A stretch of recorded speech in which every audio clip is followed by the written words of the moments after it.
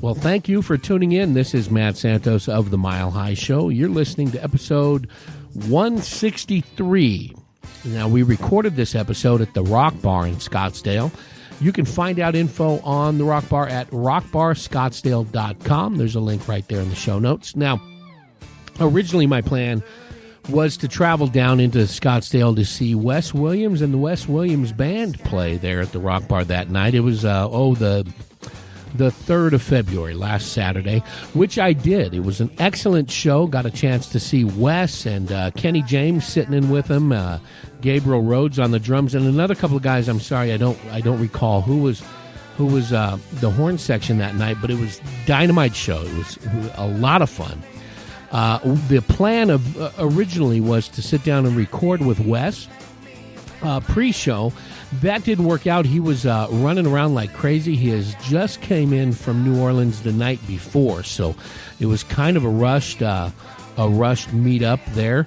But it worked out just fine because joining Wes that evening was a few local artists, videographers to be exact, Marc Silverstein, who jumps in here on the podcast real quick. I've known Marc a little bit through the Phoenix comedy scene and through his video work. He's an excellent videographer.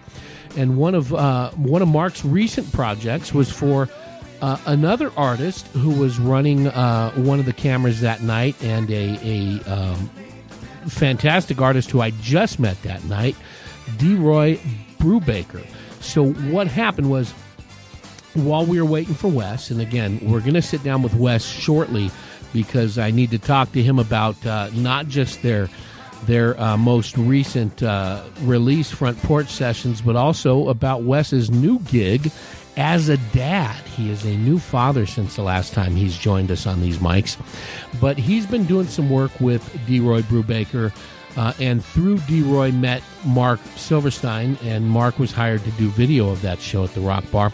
Anyway, it was just a great meeting of artistic minds that night, so I plugged in and recorded this show with D-Roy Brubaker. So let's see. Let me pull it up here. You can find DRoyBrubaker.com online, and also _Roy_Brubaker on Instagram. Links are right there in the show notes. Also, D-Roy Brubaker on Facebook, where you can see his art. He's a painter, but to call him an artist really limits what this guy's all about. Because, like I said, I just met him that night. We sat down, we plugged in, and we recorded. He's also involved in not just his own art, but also finding and promoting other artists like Marc Silverstein, and also involved in some humanitarian work. He is raising money through his art and his shows, which we talk about, so grab a pencil or do the rewind, because he'll be plugging a couple of his upcoming shows during this podcast, where they're raising money for various causes. One of the most recent was some trips to Guatemala to dig wells and provide fresh and clean water for the indigenous people in Guatemala. So he talks about that. Marc Silverstein has created this documentary of their trip. Marc joined him down there in Guatemala. So a lot of neat stuff going on with these guys. And also joining us for a little bit was another cameraman for that night, who goes by the name Nate. We'll leave it at that. I don't know if he's hiding from the law or what, but he did not want to give up his last name. Very funny guy.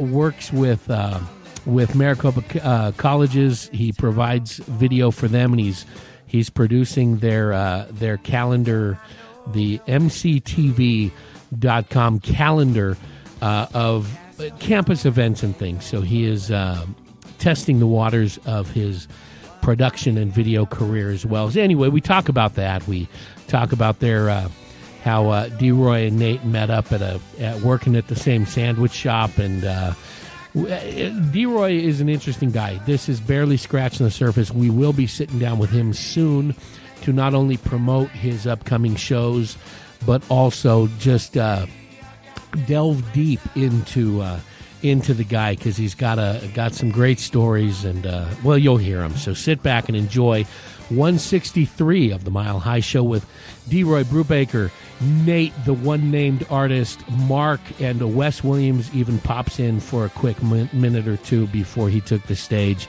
So check out links to all of their projects, and I hope you enjoy the show. Hey, use that Amazon link at milehighshow.com. Help us support the show.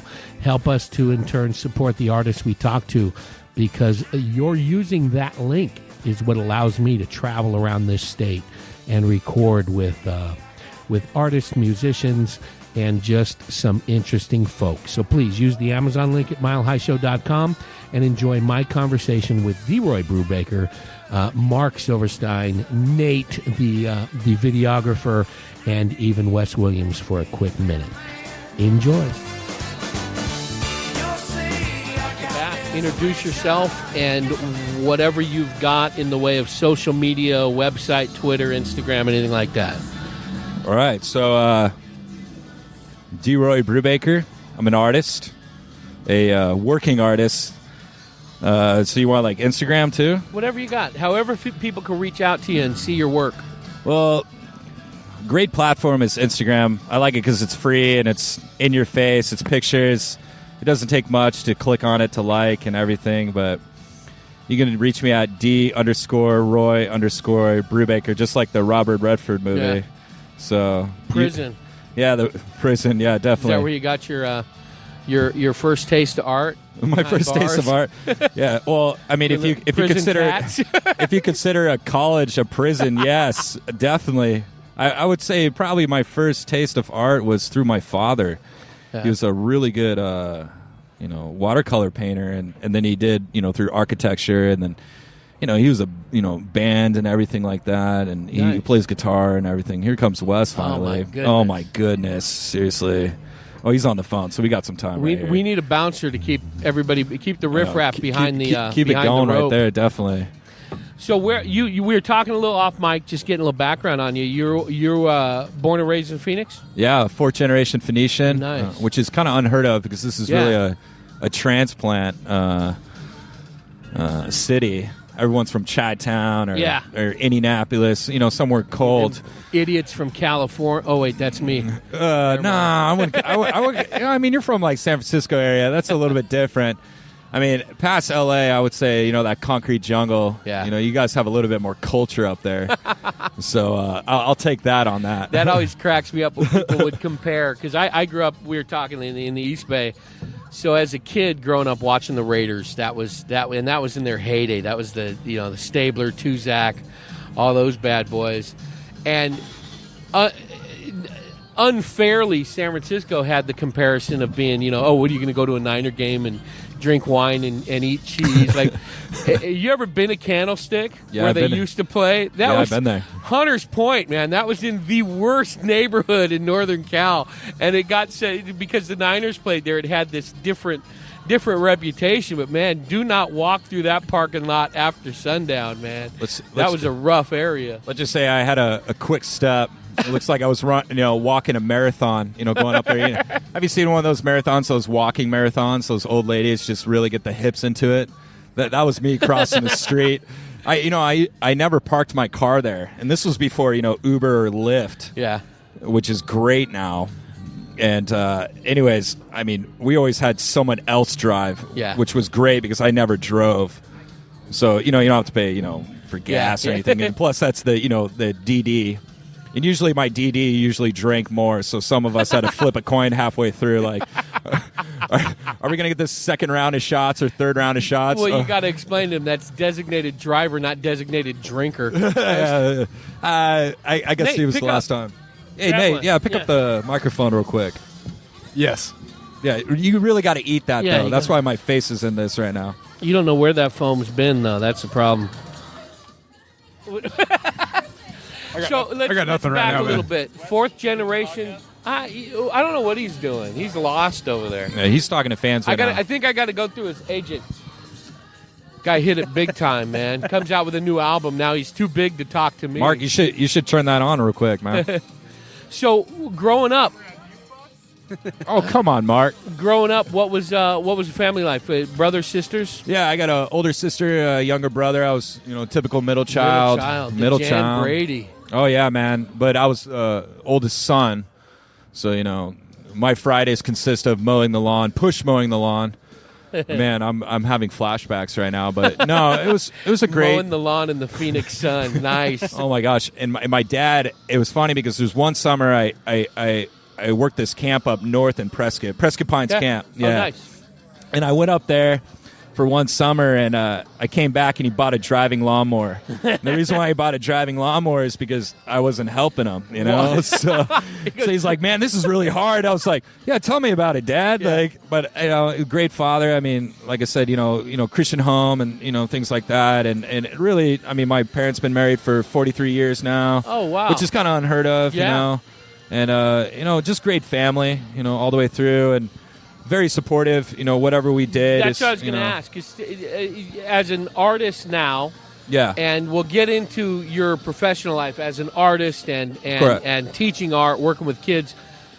Was that fostered and instilled in you early? You say your dad was a painter as well? Yeah, so he was a watercolor painter, and then he did architecture as well. So the creativity was there, but when I was younger, I was into more sports, and really I didn't pick up a brush like doing canvas with acrylics and oils until two years ago. Really? Yeah. So really 2015. So about 3 years now. Wow. I've been going at this, and it's been very therapeutic. Almost redefining yourself. Hey, what do you do for What do you do? Yeah. Oh, I'm an artist. Before that was like I'm a swimmer, and it's been really great for me. So what was your focus growing up in just sports, or did you as a kid, as a 12-year-old, what did you want to be? 12-year-old, I had no idea. No, I think it was, we lived way out in Happy Valley before. I mean, it was really developed. Is that like the north end? Yeah, so it's pretty north, like on I-17, going up, towards Prescott area. And now it's a strip mall. Oh, it's a strip mall now, but Home Depot and Walmart. yeah, and a Starbucks and a Fry's, grocery store. And then another Starbucks, exactly. But now it's Dutch Brothers, but that's just chocolate milk with caffeine. I should probably not say this, but it's pretty bad. They won't. I've reached out to them. There's a Dutch Brothers in Prescott Valley, and no, they will not sponsor this podcast.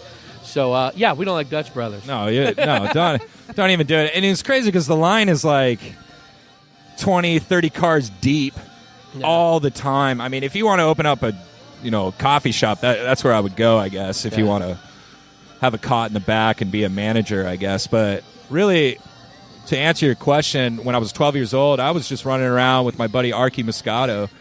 And what a name, man! And, he was Archangel Moscato. Archangel Moscato. I know him. You know Archie Moscato? I went to middle school with Archangel Moscato, and his dad. Yeah, it was a baseball collector. He was the coach. Yeah, Archangel Moscato. Introduce yourself. Yeah. My name's Nate. Just Nate? Nate? No last name? I make subs. My name I'm like is Nate. Cher. You're like Cher? Just call me by my first name. So Archangel Moscato. Moscato, yeah. His dad was the reason. World. His dad was the reason he got on the basketball team. He wasn't a big dude back then. Yeah. He had the part down his hair, like down the middle of his head. Yeah. He wasn't a big dude, but he was always on the basketball team because Archangel Senior was the coach. Well, and I remember a couple kids kind of fought him because they didn't get on the basketball team, and they were like, I wonder why. Who took their spot? But It was Archangel Moscato. Then that was through middle school. High school comes, Barry Goldwater High School, and who's the basketball coach for that year?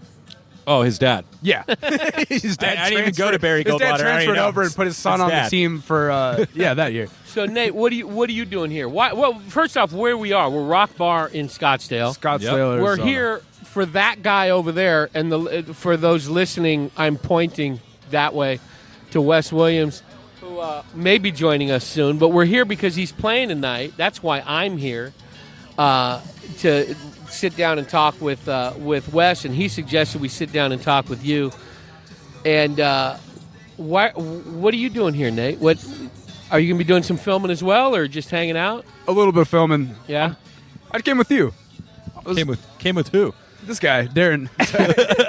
And what's your role tonight? Just out here supporting? You going to be doing some filming? Yeah, I emailed Wes Williams, my boy Mark, who's obviously to our side right here, who's filming. He can't get on the mic because he's a filthy, filthy mouth comedian. Yeah, so he would be dropping too many F-bombs. But I said, hey, Wes, you need some film guys for this show. And he's like, yeah, man, do you know anybody? I was going, no, I know this really great videographer. And kind of just came from there. Mark and we did a lot of work in Guatemala with the Dreaming Project. And I met him at a Cubs bar, and I'm surprised I was able to see straight that night. But I got his number, and we've been working together for, a year now? You got Josh's number. Oh, whatever, Mark. Okay, you're here with me tonight. How'd you hook up with Nate here? We used to work together. Yeah, don't say that awful place that we used to work at an undisclosed sandwich place. Yeah, which is off of 91st Avenue in Bell, and you don't want to eat it. Is it the pedophile sandwich place? Pedophile sandwich? No, it's not Subway. No, it's not Jared. No, Jared's not there losing pounds. It's not good or sense. No. Yeah, you should probably get some. That's your job right now, Mark, other than filming. So what are you doing now? You're also doing some filming as well. As you said at the college? Yeah, all Maricopa colleges. So GCC. I'm based in GCC, but I work at Scottsdale Community College. And is that a full-time gig for you? Is that so I'm interning right now, and then in about a month, I'm going to start getting paid for editing work. Oh, cool. So they're going to give me a show. It's a streaming show. Yeah. About 7 people watch it. So it's double my audience. That's pretty good, actually. But yeah. What's is it a current show now that you're going to be taking over? Or exactly. What is it? It's called Campus Calendar. You can look it up on YouTube. On what channel? What's the YouTube channel? You got all your social media? Let me. Stuff? It's MCTV, MCTV. Maricopa College. Maricopa College's TV. It's So it's it's all based on what's going on in the colleges. Nothing too exciting. No, that's but your audience is huge because or the potential to be huge because you could reach out to every kid that's going in the school system over there. Yeah, exactly. It's college sports. I mean, some of those guys probably want to go to D1 or D2 and college sports is the big. So is it going to be updates of what's going on, or interviews, or just a mismatch of whatever? So basically it's a single cam. Get that in nice and tight. Yeah, it's a single cam shot, and it's not even much editing going on for this, which is why I think they're giving it to me, because it's mostly titles. Yeah, no, that's nice though. So is your ultimate goal? You want to be on camera as talent or behind the scenes? No, I want to be behind the scenes. Yeah, 100%. Yeah. Why? I have no interest being on camera. Like they tell me, I've got a perfect face for radio and a voice for print media. It's not. That's pretty good, man. I love that one. I mean, you got a pretty good looking face. I think you can get on. For those that don't know me in person, I am 6'4", 155 pounds, and pure muscle, long, luscious blonde hair. And yeah, you make Tom Brady look homeless. None of that is true. None of that. Oh, come on! Hey. And we forgot to mention that D-Roy is a blind artist. Colorblind. So what? How did you guys hook up? Just through the undisclosed sandwich shop? Yeah, we just worked together, and I was raising some money to go back to Paris because I do a lot of work in Paris as well. With I Said a Hip, with my boys, Miyoshi and La Rule and those guys, and I needed to go back and work. There's a lot of great work. Let's back up here now. Okay. Pre-sandwich shop. You're a kid growing up in Happy Valley, running around not knowing what you want to do. Yeah. What, you ended up in Berkeley, you said? Yeah, so I was up there for a bit, and then I moved down to L.A. What happened? Why Berkeley? How'd you choose that? They had a pretty good swim team up there, and I was going to what your passion was back then? I was going to community college up there, and doing a few swimming. That's really what I was doing. Building up. That's what paid for my college. What was your aspirations? Did you have Olympic sights? Yeah, down the line, or what? Yeah, I got my Olympic trial cuts. I did really well in 2012, and trained through that, and just through coaching, and I met some really incredible people. Some of my best friends through Nice. swimming, and I firmly believe that sport just produces great people, and just the community. It's small, but it's strong. You know, and plus the college needed us for our GPA, so I'm not going to mention other sports. I could just do, like March Madness or something like that, and not go to school for 2 weeks and still get A's. What was your academic focus? My academic focus, I was a sociology major. I wanted to go into social work. I wanted to help people. Yeah. And then that's where, I was doing that in LA for a while, and I just got burnt out, and I had a friend named Chloe, and she was like, why don't you visit Paris? And I think she was in Paris. Yeah, she was living in Paris. She's from Bordeaux, but she's like, I'm not from Paris. There's some. But she's French. Yeah, but she's French. Yes, yes. It's all Paris for the. Yeah, it's all Paris for everybody else. My last vacation was to Ash Fork, the gateway to Williams, which is a suburb of Paulden. Yeah, that's so. When you're talking Paris, it might as well be, other side of the world. Yeah, exactly. Oh, wait, it is. It is on the other side of the world.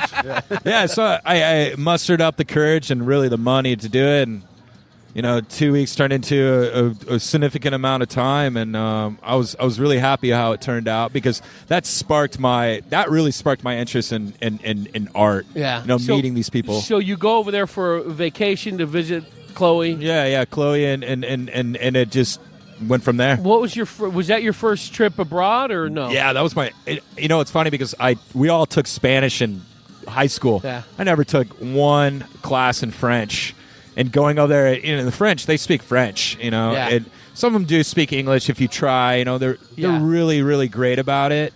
But yeah, when I was over there, I was like, oh my gosh, it was tough, it was really tough, but at the same time, they liked it, this American guy, coming up. They say that you're from the States, you're not from the Americans, but you are from the Americans, but you get what I'm trying to say. But, it was a lot of fun, meeting, guys like Miyoshi and Florent, who ran I Set a Hip, and these guys are like, your work is great. And I was like, okay. And I just ran with it. I just start doing a whole bunch of art. They were into it. They, those guys are my brothers. Nice. They're family. They're family. Now, what was your first impression? And when I'm talking first impression, like airport, leaving the airport, what struck you? What really grabbed you about being in France? Culture, the food, the women. There's gorgeous. Europeans are gorgeous, and I mean, just really, it was like all at once. It was just so much going on. It was just this tidal wave of just this energy, colors, and just hearing people speaking a different language. Yeah. I listened a lot, and I didn't talk a lot. It was a lot of healing too. Just kind of just sitting back and just seeing how people live and the culture and how friendly people are. Hey, crash on my couch. Or have a dinner with me tonight. That kind of, it felt like family. It was really, even though we come from different countries and speak different languages, but the language we spoke was art. That's what really united us. Yeah, I've never been to Europe. My only travel abroad is, in the early 2000s. I'm trying to remember when it was. Maybe 99 or 2000. I don't remember. Yeah. My wife was born in the Philippines, moved to the States when she was 5. Yeah. And she has a lot of family still there. And throughout high school, she would go back to visit once a year, once every couple of years. Oh, right on. So she's got those roots. And we went there. We went to the Philippines for a vacation. That was my first time, other than TJ, Tijuana, and stuff. Yeah, that was international travel. Let's not get into that. Yeah, that's why I have 2 fake teeth. Hey, the night in Tijuana jail was an eye opener. Let's just leave it at that. Yeah, leave it at that. That's a whole other podcast. But I've never really traveled abroad, and even when I was there, a complete cultural shift. Oh yeah, definitely. But a lot of the Philippines, especially where we were, was demolished in World War II. So it's fairly new.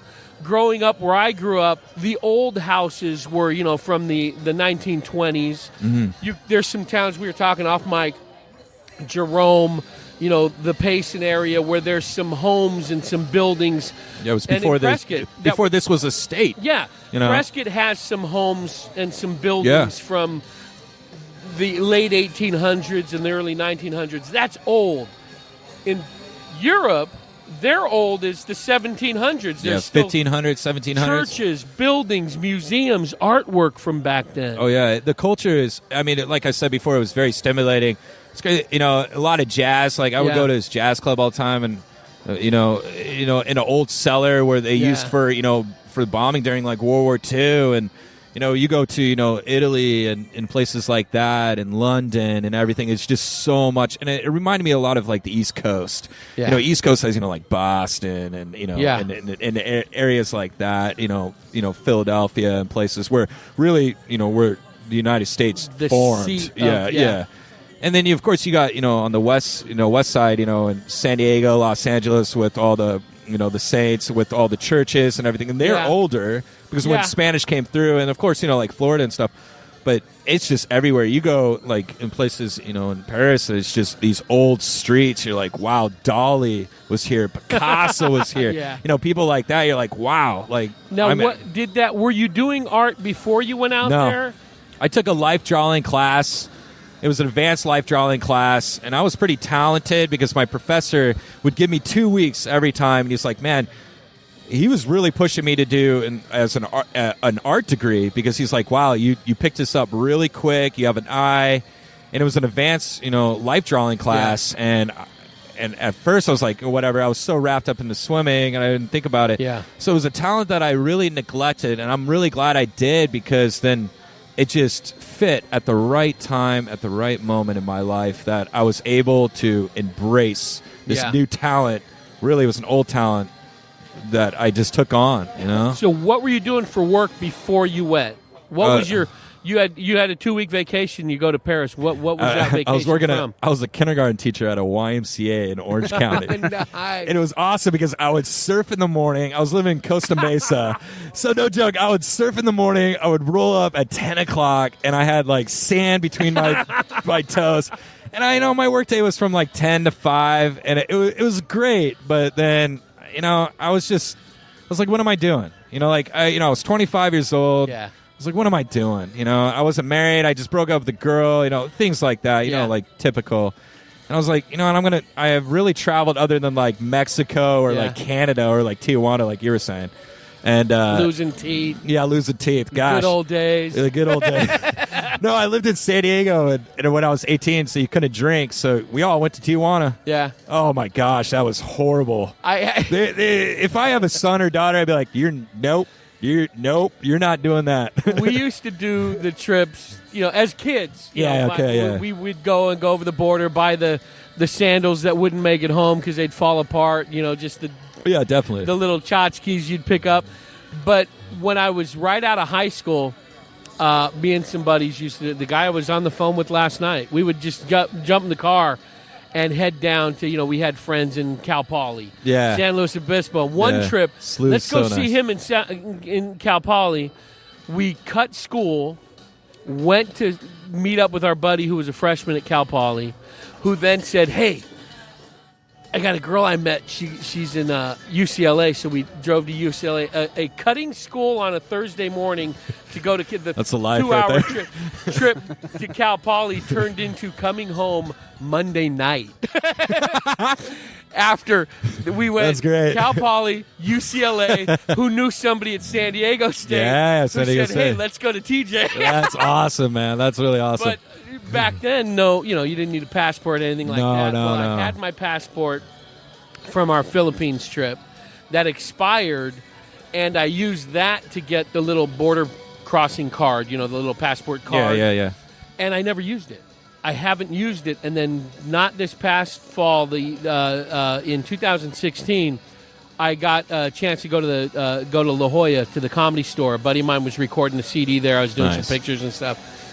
And I got out there the day early. We were recording his CD and doing pictures on Friday and Saturday night. I get out there Thursday, check into the hotel in San Diego, and it was like 8 o'clock at night. And I'm like, I want to get something to eat. And I was thinking, you know what? I am 20 minutes from Tijuana. I know. I'm 20 minutes from a bucket of beers and 8 tacos for $2. So this is what I decided. I was going to go eat in Tijuana. I said, I'm going to cry. I got my card in my wallet. Nice. So I get there. It's like 8:45. And hit up the churro lady at the same time, too. Well, I park, walk across, and I'm lost. I grab a cab. I said, take me down. It's $5. I want to go eat. So he drops me off at a restaurant. And this was in September of 2016. And I don't know my history. My mom was, she's Mexican. She was born in El Rio, right on the other side of the border in California. But a lot of her family is still in Mexico. I know nothing about the culture. Evidently, it was September, I want to say 14th or 15th. There's a big holiday. It's like Independence Day or something. So I get dropped off in the middle of this parade. That's awesome. Fireworks going off. The roads are all closed. I sit at this little roadside coffee shop. And I'm eating great food. Then I just start walking around. And I'm walking around, stopping these little neighborhood bars and stuff. And before I know it, I'm lost. I'm lost. It's midnight. I'm in Tijuana. I don't speak a word of Spanish. Oh, my gosh. And I have no idea where I am. So I'm trying to flag down cabbies, and they're driving by looking at me and keep going. So I walk into this bar, and I say, hey, I need to get back to the border. So she calls the cab for me. I have a couple of beers. That cab driver takes me to another spot, and there was like a little street party going on. Yeah. So I said, drop me off here. I ended up getting back to my room at like 4:30 in the morning. It was a blast, but I finally got to use my card. It was great. I got a Tijuana story when I was living in San Diego, Ocean Beach. And I just graduated high school. I didn't want to go to college. So I was like, I'm going to San Diego, whatever. And my buddy Ryan and my buddy Patch were like, hey, let's go to Tijuana tonight. I was like, okay, cool. So we get to the border, park our car, and Ryan and I and Pat are all sitting there, drinking a couple beers and everything because it's legal at 18. Yeah. And Ryan's like, I think hey. it's legal if you have money. Oh, yeah. I don't think the 18 Tijuana way. Yeah, the 18 isn't the deal breaker. So we get in this taxi, and Ryan's like, hey, let's go to a strip bar. I was like, okay, we'll go to Tijuana strip bar or whatever. For me, I'm like, I'm not really into, that kind of stuff. And I was like, you know what? My first time ever, going, and I was like, you know what, I'll go. So we get in this taxi, and the taxi driver's just driving. And I'm looking at Ryan like, I'm going to kick your ass, dude. There's something going on. You hear the horror stories, people getting kidnapped in Tijuana and stuff like that. Waking up without a kidney. Oh, my gosh, in a bathtub full of ice and coins over your eyes. But we're sitting there, and then he parks in this alleyway, this taxi driver, and he points out the door, and I was like, oh, hell no. Like, I'm not getting out. And my buddy Pat is in the front. He looks at Ryan, and he goes, you're doing this. You're doing this. This was your idea, all this kind of stuff. And these guys are from Boston, so they come from, hard ends, But anyways, Ryan gets out, Goodwill Hunting, So Ryan gets out, goes through the door, and he opens the door, and this red light, flashes through, and I was like, okay. Goes in there. 2 minutes goes by. 5 minutes go by. And Pat and I are looking at each other like, dude, Ryan is dead. Ryan is dead. He comes out. He has a bottle of tequila in his hands and goes, come on in, like that. And we're like, all right. And so the taxi driver's like, hey, I'll pick you guys up. Guy spoke really, really good. He spoke English well, So he's like, I'll pick you up at about 5 in the morning. And I mean, it's 1 o'clock at night. And we're like, 5 in the morning? And Ryan's like, you need to come in. So we will come in. And I've never seen this before other than Amsterdam. It was just girls, probably 30 deep, rode up, and a bunch of servicemen, from Navy boys, and they're all plastered. I mean, this place was packed. packed. And I was like, holy smokes, this is the best. It was my only time ever, going to one at that time. And I was like, oh my gosh, this is what a strip bar is. So, I've been, with bachelor parties, but that night has never topped a strip bar. I mean, the best strip bar, I can say right now, best strip bar I've ever been to was Tijuana. When I got here tonight, this afternoon, there was a group of guys sitting over there. It's like 5 or 6 of them. Yeah. They're having some drinks. I think they were here for the Waste Management Open, because they were talking golf, they were watching it. Yeah. And I think they had been there earlier today. But they had, and I'm setting up this stuff here, and you can tell these guys had some dough. I mean, yeah. Oh, yeah. I think they were from New York. They flew in because they were staying at a hotel close by. They were talking about the flight and their luggage and stuff. And you can tell they had some dough. They had some money. Yeah. And one guy pulls out of his pocket, he got them from the cab driver, these flyers for strip clubs here in Phoenix. And they're going through, and they're deciding what they're going to do the rest of the night. And they're like, well, which one are we going to go to? And they ask me, they go, hey, what's the best strip club around here? I don't know. Let me call my wife. She may know. I don't know. Oh, yeah, that's a good line, too. My 8-year-old might know which strip club is the best. But so they're going. I go. I don't know. I'm not even from around here, and I don't know the area. And so they're flipping through, and one guy, they're arguing which one to go to, because some of them were half off on the cover charge. Yeah. Some were no cover. Present this ticket, so I'm thinking you guys are dumping. And I don't know. I haven't had a drink here. At the Rock Bar? I'm sure they're excellent prices and great drinks, but that table over there was packed. Yeah. With empties. Oh, yeah. And they had eaten. They had flown out for a golf tourney. Yeah, Phoenix Open, too. I don't know how much the hotels are, too. I don't know where they're staying around here. But yeah. And they're arguing over where they can save $8 getting to a club, where there are no doubt going to be dropping several hundred once of they course, get in yeah. there. And they're like, well, I don't want to go there. This one's free. This one's half price. I'm like, and I'm thinking to myself, I don't know. Any strip bar you going in for free is not, Maybe $10 to get in, $20. I don't know. Yeah. What does it cost to get into the strip bar, Nate? What do you? they just gave him the look of, I don't know what you're talking about. I have no idea. I haven't been to a strip club in like 7 years. Yeah, we were just talking about that. We were. I was like, forever. But evidently, these guys are going to have a $600 night easily with drinks, food. Oh, they're spending $3,000 at least. And they're arguing over where they're going to save $8. Don't waste money on that cover charge. I'm like, seriously. My goodness. No point. Yeah. So you're in Paris. You're soaking up the art scene. Yeah. You're familiarizing yourself with the locals. The locals, yes. Local language. What did you tell me? What did you tell me off mic about dating women? I said after you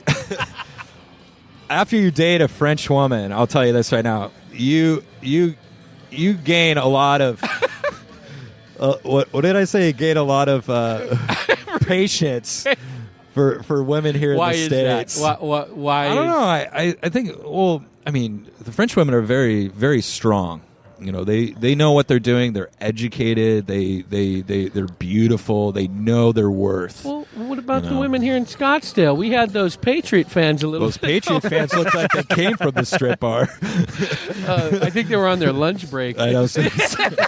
I mean, we had cameras and mics, and they just flee to us. What are you doing with a camera? That was so fun'y. You're like, why'd you call my wife real quick? I'm a chef. No, I'm baking a cake with this camera. No, the French women are great, and you just gain a lot of patience, and you learn a lot about yourself, how to date, and things like that. Really, preserving time for people, in general. Plus, I'm sure projecting here, but I'm sure the level of vulnerability in approaching it, because you don't speak the language. Oh, I become exotic. Oh, there's some women I'll be like, yeah, I'm from so and so, whatever. And they're like, oh, did you just become exotic to me? And I was like, yes, I did. Well, what up, Wes? What? I think we should introduce Wes Williams right here. We've been live. We're gonna go. We'll go right here, bud. I got you live on that one. I'm learning all about Paris. What are you learning about? I want to Paris. I want to learn podcast things. No, keep that, Nate. Yeah, you got one right here. Cool. Perfect. I'm in the mix. Wes, you got to really know. eat it. You You got to eat the mic. You got to he really knows. eat the mic. I learned that a long time ago. Yeah. I know, it kind You of got feels that? good, though. So- It does. It's nice pressure. Continue. We were learning I didn't mean to about- interrupt. No, we were learning about dating French women, and not only have I never dated a French woman, my wife doesn't let me date any women at all anymore.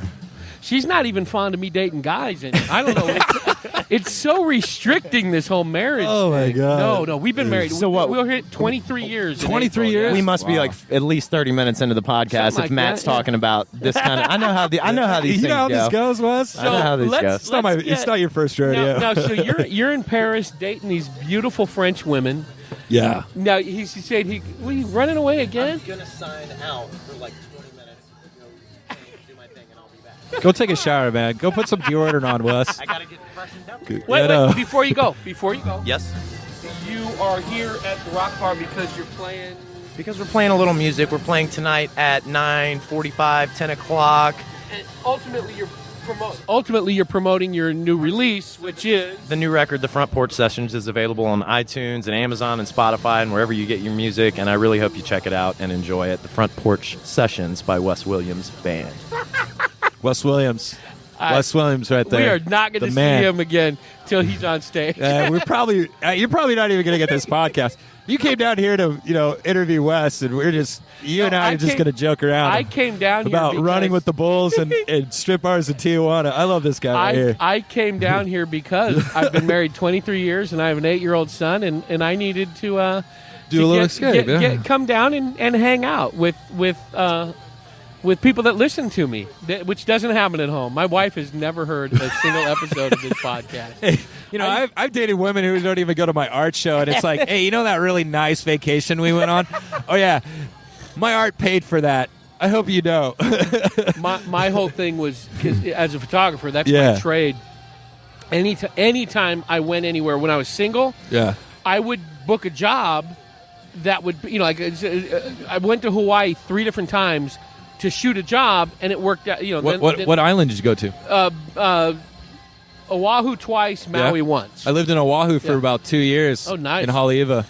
Nice. Yeah, man. I've been everywhere. I kind of get that itch. Yeah. And like right now, Phoenix is great. I got a great Yeah. job. I love teaching where I'm at, and it's I love it. Nice. But like I told you before, the best part about living in Phoenix is leaving Phoenix. It's just so. Oh, you're from the San Francisco Bay Area. That's so beautiful. Yeah, great place to be Yeah, from. Exactly. I couldn't afford to live to Yeah. enjoy it. Oh, of course. I yeah. spent 2.5 hours each way in traffic going to work. Unless I would go, if I left the house, I started at 9 o'clock. Yeah. If I left after 6, it was 2 hours of stop and go. Yeah, that was the 55 for me Yeah. when I was living in Orange County area. It was just like, man, it's an hour, Yeah. hour and a half. I was surfing in the morning, but it was just like, what am I doing? What am I doing? Sitting in this traffic. It's a mess. I should, I should be reading, get a book on tape or something like this long book on tape. Get the Lord of the Rings on there. Something crazy. But yeah. But yeah, it was to get out of that area when I ended up here. But where were we talking? I forget. We're talking about Paris. We're talking about Paris. Paris. You got really immersed then in that whole art scene and everything. Is that when you really started taking art seriously? Yeah, that's when I started taking art seriously, and it was really just like therapeutic. You hear about art all the time, in the classroom, stimulating certain parts of the brain that helps, with the math and, sciences. But, they're doing it with, guys coming back from Iraq, with PTSD and, people who are dealing with, just being in the slump, just finding. I was just doing. It was autotelic to me. I wasn't doing it for money. I was just doing it because, it felt good. Yeah. It made me feel good. And it gave me that time, to be with myself. And, of course, I was running around with other artists. But, I became individually, as an individual, person through that. And it felt Nice. really good. It felt really good. And it's still, Now, you went to school It was sociology major. Sociology, getting into the social programs to help people. Yeah. And now you're where are you teaching? I'll keep that undisclosed. Oh, okay. But you're teaching high school level? High school level, yeah. I teach ceramics. It's my first semester doing that. But I do mixed media as well, yeah. How much are you mixing in your art and sociology? All the time. I coach, too, coach swimming. Yeah. I firmly believe, these kids aren't grades to me. They're human beings. Yeah. They have problems at home or dealing with their girl or dealing with those kind of things, dealing with drugs or something like that. Being a teenager is stressful in oh my itself. gosh, yeah, and especially that kind of pressure. Where are you going to college? Where are you doing this? Just living up to their name, and some of those guys, you're not their friend, but you're more of a mentor. Yeah. And you say a lot of things, because I have a lot of parents come up to me and be like, thanks. I've been telling my son this for so long. And then they hear it from you, and now they're doing it, Yeah. and that's we're a bridge. We're a bridge for that. So see, that was the beauty of growing up like I did, yeah, and having the work ethic that I did and the study habits that I did. Yeah, nobody ever once asked me, "Where are you going to college?" It wasn't an option for me. I barely made it out of high school. I barely made it out of high school too. I wasn't motivated. Yeah. I had a lot of distractions. Yeah. But eventually I went back and I got my degree and I got my master's in secondary ed and I love it. I love what I do right now. I'm really happy. Now, what are you doing with your art now? What I'm doing with my art right now, actually I got a show on April 20th. 420. Anyways, I had to say that. It was like, man, it was just creeping up, But April 20th, it's at 8 p.m. at Unexpected Gallery. It's off of Polk Street and 7th Avenue. And those guys, they got, new staff. And what they're producing is very poshy, just producing great work. There's no more gimmicks now. It's just this mastery. And I'm really happy to be a part of it. So now, how would you characterize your art? Art is, mixed media, collage meets, it's like Robert Rauschenberg for all you art nerds out there. Just incorporating pictures and things like that. Very abstract expressionist as well, William de Kooning style, very violent strokes. Sometimes I paint with my hands. It's very, massage, but, my goal is 30 to 40 paintings. I sell it out and we go from there. Nice. So, and then, my previous show, I just had it at the Heard Museum, and that was for indigenous people in Guatemala. We raised money for the water wells down there. Now, how did you get involved in that project? Well, I got involved in that project. I call it the Dreaming Project, and my first project was called Dreaming of a Cheeseburger, and we raised money for the homeless. Yeah. So I incorporated signs. I went up to the homeless, and that too, like, they just want people to listen to. Yeah. And so I went up to them, the homeless people, and, just talked to them, became friends with them. And then I would buy their sign, and then I incorporated that into my artwork, and we raised a good amount of money for the homeless. And then my mom, she does a lot of work in Central America, and she's like, do you want to do another project? And I was like, yeah, let's do it. In what aspect is she working down there? So she does, just like, with the water wells, medical. Okay, so that missionary work, things like. I mean, it's pretty complicated, but that's what she does down there. So I knew this guy named Dr. Ugo, and he runs this organization called Global Che, and we raised a good amount of money for the indigenous people down there and the Hmong people, because in Guatemala, I mean, we are very fortunate here. Yeah, very fortunate. And it's crazy because just the lifespan, it's 20 years, shorter than ours. Malnutrition, the treatment of women. I mean, it's crazy. So my buddy Mark and I went down there. Mark filmed it, and we built a well, raised money for it, and had it at the Heard Museum. And then I sold my art. All the 100% of the proceeds went to, building wells down there. So and Mark, here, grab a mic, grab Mark. That for him. Marc Silverstein here. This is my boy. Now you were working on that video project for like a documentary. Yeah, the Dreaming Project. Can I ask you a question first? Sure. How do you check how much memory you have left on these Canon cameras? Or are we going to nerd out for a minute? It should have your shots, numbered shots. It'll tell you how many are left.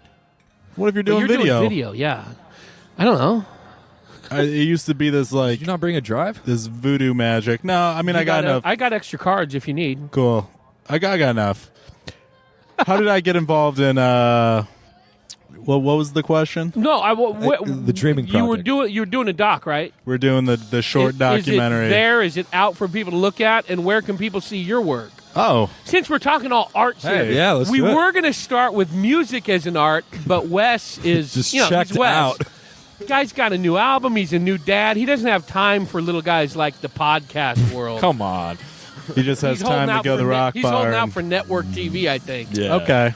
Well, you can go. You can visit my website, Marc Allen Silverstein, MarcAllan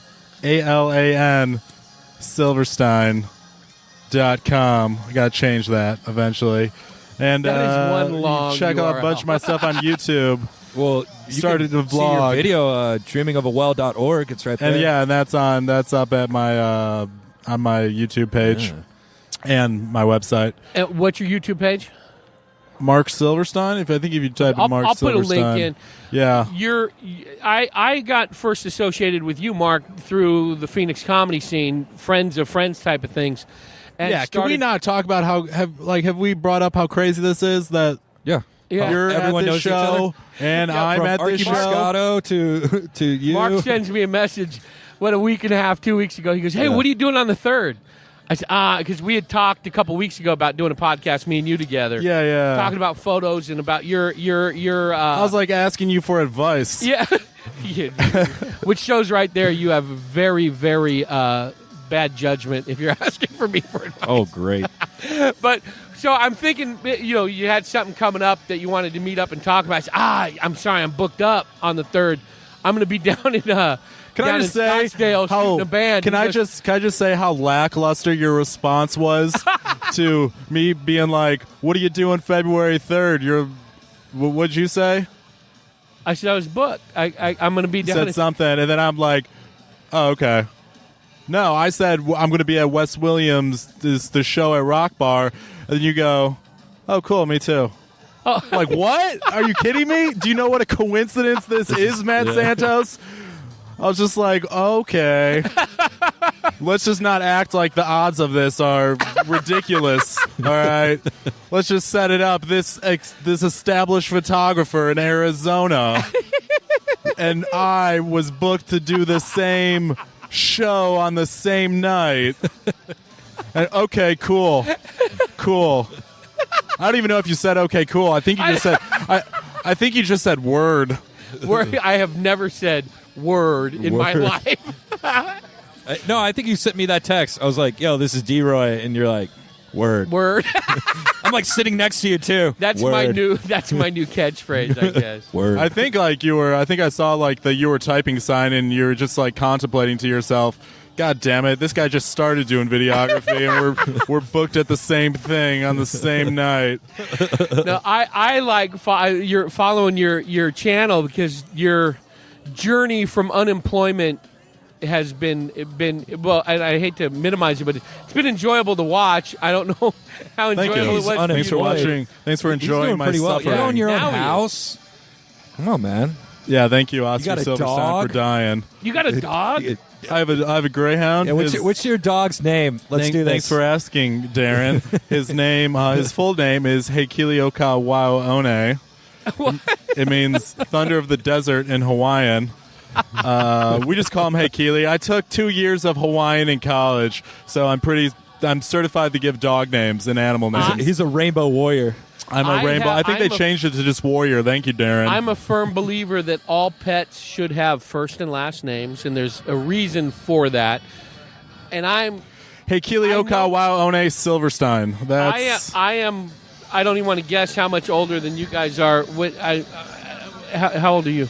I'm 30. 30. Yeah, I've got a lot Sorry, of years Matt. on all of you.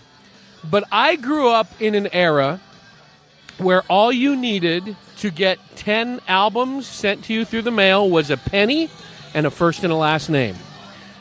Through the Columbia House Music Club, And if you used your own name, they could come back and send you to a bill collector. But when they call asking for Rufus Theodus McGee, which was my Labrador's name, I would say he can't come to the phone right now because he's licking his butt. and Rufus had excellent taste in music.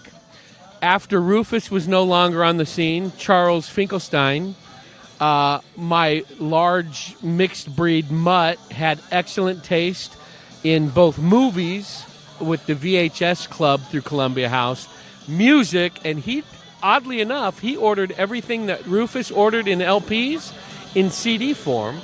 And then later with Betty Brown, who is Elizabeth Brown, our current dog, you can't do that anymore. They don't have, those clubs don't exist because of things like the internet and streaming. And why are you giving all your animal like prostitute names? Like where do you get these names from? Are these strippers? No, they're from a past all time? my dogs. I give them first and last names so they could get me free music. And how do you know what music they like? Maybe they don't have good taste in music. Maybe they like all music. Evidently, they had the exact same taste in music that I did. What they a loved coincidence. a lot of blues and Nice.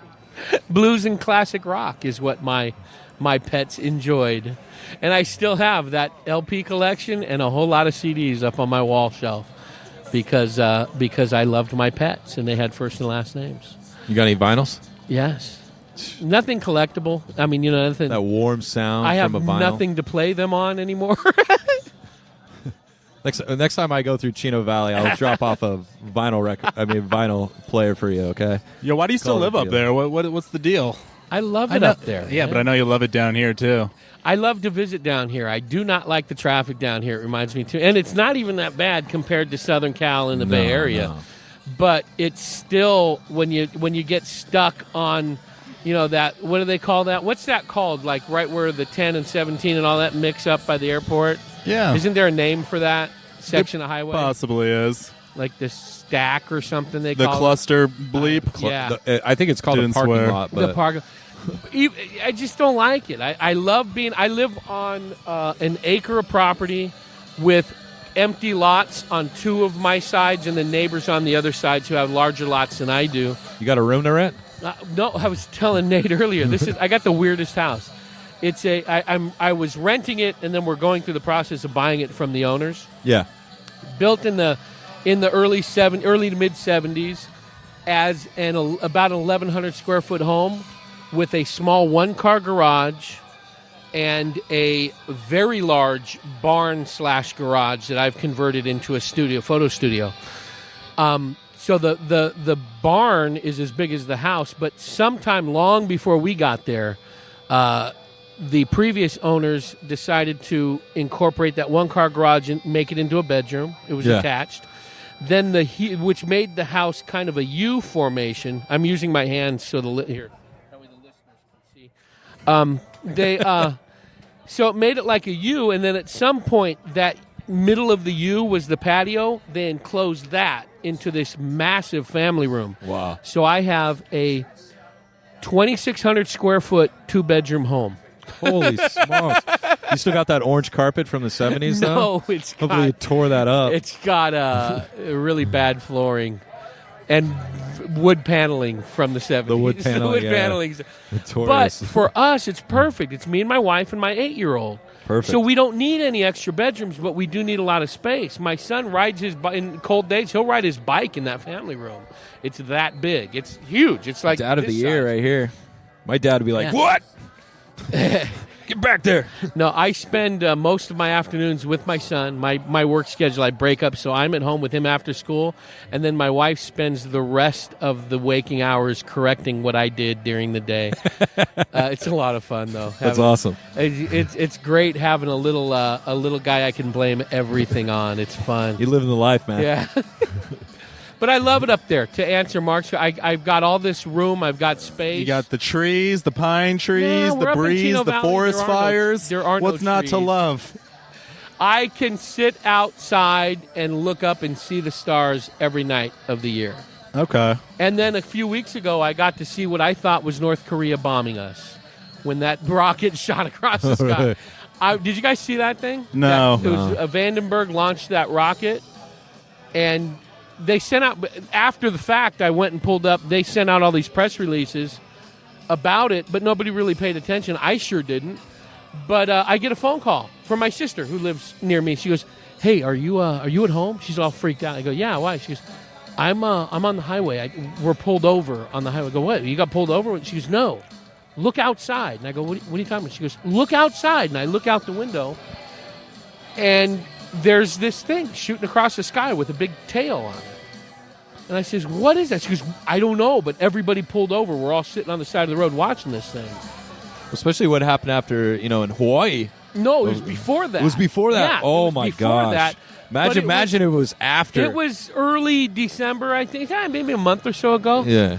And I'm looking at, I go, I'll call, because one of my jobs that I'm contracted for is I do press releases and stuff for the town of Chino. I do their social media and stuff. So I'm on all these lists for the fire and PD and everything. Yeah. So I said, I'll call you right back. So I pull up, and I'm not seeing anybody with an explanation, but I'm seeing a lot of pictures. And I'm looking, I tell my wife, I look outside, and this was right, and I do not get political on this podcast. I hate politics. They bore me. But who'd you vote for, Matt? Huh? Who'd you vote for? I don't vote. Well, I think that was the first question you asked me, Mark, when we met. But this was right at earlier that week and the previous week, Trump was in this Twitter war with North Korea, basically. This whole thing was going on. And I'm looking, and I look outside, and I walk out into the front yard with my wife and my little son, and he's going, "Pop, what is that?" And I'm thinking to myself, oh, I know exactly when it was. It was just the week before my son got off for winter break. So it was like the 16th of December. Yeah. And I'm looking, and we had some friends from out of town who needed some help, so I'd been helping them out. I've got a neighbor who's 87 years old, a Korean vet who I've been meeting with like once, twice a week, helping him with some paperwork and some insurance stuff. And all I could think of was I'm looking up at this going, this is where my mind went. We're getting bombed. Somebody's launched on us. And I'm watching this thing, and I'm thinking, I did some good stuff this week. I had some friends who were from out of town that needed some help. I'm helping out this 87-year-old man. I'm here with my family. Oh, if I got to go, I had a pretty good week. I had a pretty good week. Because there have been some weeks where it's like, I can't die this week because this is bad. I was unproductive. Did you grab your camera to get the nuclear holocaust recorded? But I'm watching, and then like an hour later, I start seeing these. Oh, it was a launch out of Vandenberg. I knew it wasn't a nuclear thing, anyways, because it's like no one's gonna bomb Arizona. Well, no, but who's aiming for Arizona? I was seeing posts from California, from the Bay Area, from Nevada. So this was something that could be. It was launched out of Southern Cal, so you could see it across the whole Western United States. Where is it? No one thought aliens. No, my mind immediately went to, I'm not seeing the morning. Then I'm thinking, okay, I'm a pretty decent guy. I try and live my life fairly decent. And I'm like, hey, you know what? 25 years ago, I would have had to clean out certain sections of my house. If I knew I was going away for a while or if I was going to die. It's like, I had a buddy of mine who I would tell, he's like, okay, if you ever hear me dying, you got to clear out. I got some stuff stashed in the fuse box behind the refrigerator. I got a little vent in my bathroom that didn't work that I used to hide stuff in. What? It was my little dope stash. So if you ever hear me dying, you got to come to my house. He had a key to my house. Come in and clean it out before you call the cops. So, and delete my internet browser. And that was the thing. I am of a time when I'm old enough to where. My cookies are very boring. There's nothing on my internet browser that's deletable. Yeah. You don't need to. But there were boxes I had hidden in the garage when I was 16 that would have had to be dumped out. But yeah, that's where my mind immediately went was, we're dead. We're going. That's it. Your mind went, thank God I don't have that old porn stash from when I was 16. Ugh. Here, where is it? Mark, tell us about your trip to Guatemala. While I'm looking up this picture I wanted to show these guys. Okay. So you just fill in some the blank noise. Well, Guatemala was nice. It was lovely. It was definitely a different country. Did you already touch upon this, D-Roy? A little bit. Guatemala. But I mean, It's one of those places right when you land the plane. There's a guy greeting you on the runway in a lawn chair drinking a beer. Yep. Or a cerveza. That actually happened, by the way. And you're just like, where am I? There's no rules. There's like a guy holding a shotgun, Yeah, right. by when a we're Taco Bell. There's a guy guarding a Taco Bell with a shotgun. Thank God. I think this was the main phrase. Where are we? Where are we right now? we couldn't leave anywhere. We couldn't Like leave they the- wouldn't. the compound that we were staying at. We were could not basically leave. held hostage. Oh yeah, I for remember a you few went 2 days. blocks away filming, and Junior was like, "You need to get back over here. This is not a great part of town." We just left church that day, by the way. Yeah. Socially, what was it like for you to see? Was it a pretty big culture shock for Oh you? yeah. Well, especially when we went to the Mom. When we went to the Mom Village, that was a big culture shock. The I mean, what the village? Mom Village, MAM. It's Okay.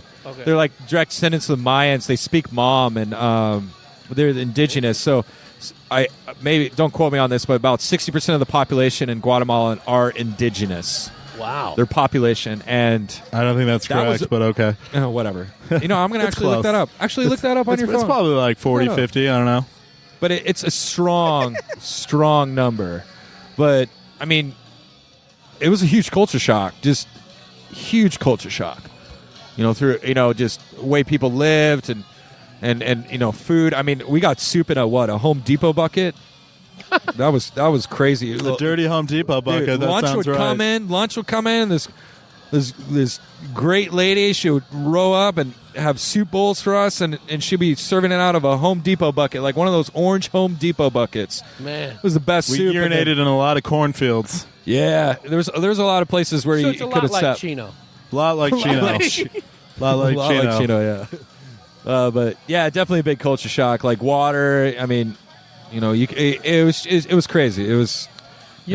We people here, especially through social media, there's a lot of bad stuff going on. There's a lot of movements that need to have a light shined on them and everything. Yeah.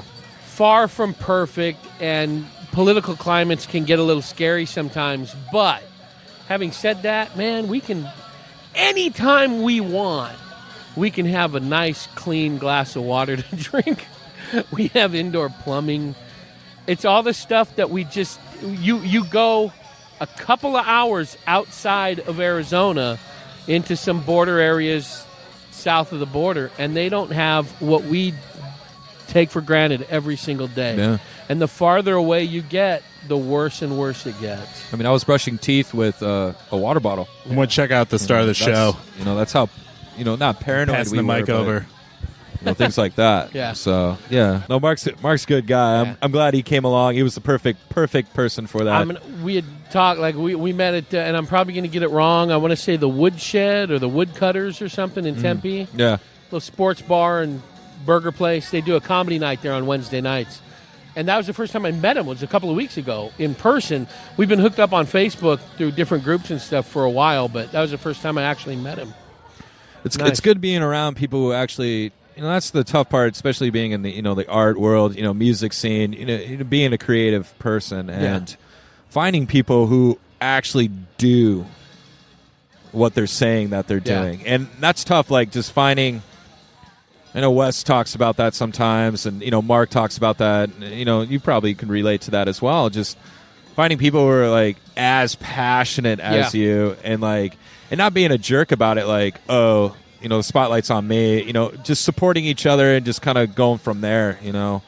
And it's important. I mean, it's tough to find that kind of cohesive family. Yeah. So I was. That's one of the things that I really love about the Prescott area. Yeah. Is it's such a melting pot. Like you said, you're fourth generation here. There are some old Arizona families that have been there for generations in our area, but there's also a vast influx of people from all over the country, all different talents. I mean, you're standing next to a guy in line at the grocery store, and I'm one of those guys, I'll spark up a conversation with just about anybody, wherever we happen to be. And you find out, oh, yeah, I was in the movie business. I was a lighting director for 25 years, and I did. It's like, what? I'm standing next to you in Safeway, not even thinking about it. And just, artists, musicians, authors, and people from the trades and the science community. Alan Dean Foster. You guys know Alan Dean Foster? He lives in Prescott. No way. Bumped into him at a bookstore, and a buddy of mine knows him really well. It's just like sci-fi and fantasy writer entrenched in the whole Star Wars universe, and now he's doing a lot of travel writing and stuff. It's so you see his Tesla driving around town. That guy's probably not an old cowboy, but fascinating guy. Yeah, lives down the street. It's just an interesting just good area. People, yeah. Good people too. Yeah. There was a guy I met. Some of them. He's like, yeah, I worked for NASA. In the 70s and 80s. Things like that. And you're just like, wait, what? Yeah. Why do you come to Prescott? Because it's just good people. Yeah. Just good people. Yeah. And I firmly believe that. I have a buddy who just moved up there. His name's Ian, and he worked at the sandwich shop with the us. unnamed non-pedophile sandwich shop. Exactly. I mean, it's good, but it doesn't make sense, right? No. And anyways, he moved up there, and I mean, I met a lot of people through him, and that's how I met Wes Williams. Prince just passed away, and Wes Williams, he was just playing Prince songs, and I was like, man, this guy wails, dude. This guy wails. I bought him a drink, started talking on Facebook, and just went from there. I mean, that was a year ago. Yeah. Well, actually 2 years. I've had him on a few times. It's always fun talking to him. If he ever gets up here, dude, come on. Well, let's wrap this up. Plug away again your social media, your upcoming show in April. Yeah, so everything you got. I'm D-Roy Brubaker. I'm an artist, advocate for helping others as well through my artwork, and you can reach me at D_Roy_Brubaker Instagram or DroyBrubaker.com. You can also find me on Facebook. I think that is still private. I don't know. It's whatever. But my next show is April 20th, 8 p.m. It's going to be poshy. It's going to be 30 to 40 paintings. Everything's going to be under $800. I firmly believe that you need to afford a piece of painting that it is not an IKEA and that is original. And come out and help support the arts, and come out to Unexpected Gallery off of Polk Street and 7th Avenue. So, D-Roy Brubaker. Nice. Mr. Nathan. Never did get your last name. Is that Nate. Intentional? It's just Nate. Nate? Yeah. Nate, just go by the Nate. one name, Madonna, Cher, and Nate. Yeah, I prefer Cher. Yeah, come grab a sandwich from me. 91st and Bell. I'll make you one. Yeah, we deliver, we cater, we care. And you are also taking over soon the MCTV Sports Update show, or excuse me, Campus Update? Taking over. He's already taken over. Campus Calendar. He's already doing it. He's already doing it. He's being modest right now, Matt. I've got it. Mark popped in a little bit ago. I'll tag his in the show notes, his YouTube channel and his website as well. I will be sitting down with Mark sometime in the future to talk about his video projects and his comedy. Maybe, Nate, you can come join us there. We'll talk some... I think we should just all go up to Prescott. Let's just go up to Prescott, man. I'd love to. And some sports photography and all that good stuff. Oh, that'd be great. I'm down here quite a bit. I do work for the Rattlers, the arena football team. The only team that wins in this city. And also the Northern Arizona Suns that play up in Prescott Valley. So, maybe come up for a basketball game. We'll go hang out there. They got a great squad over That's there. That's kind of cool, a lot of man. fun. So they're actually playing tonight while I'm down here in Scottsdale. They're up in Prescott Valley.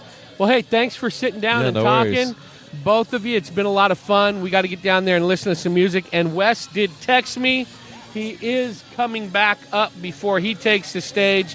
I want to find out about his upcoming projects, his new release. Take a listen to that. It's great. And also, the last time I talked with him on mic was just before he became a proud papa. So I want to see how fatherhood has changed Wes Williams. So hopefully we'll talk with him tonight, if not sometime in the near future. And I was just about to ask somebody about the Pats, but she left. Oh, yeah. Where do they go? Their shift over at Les Girls.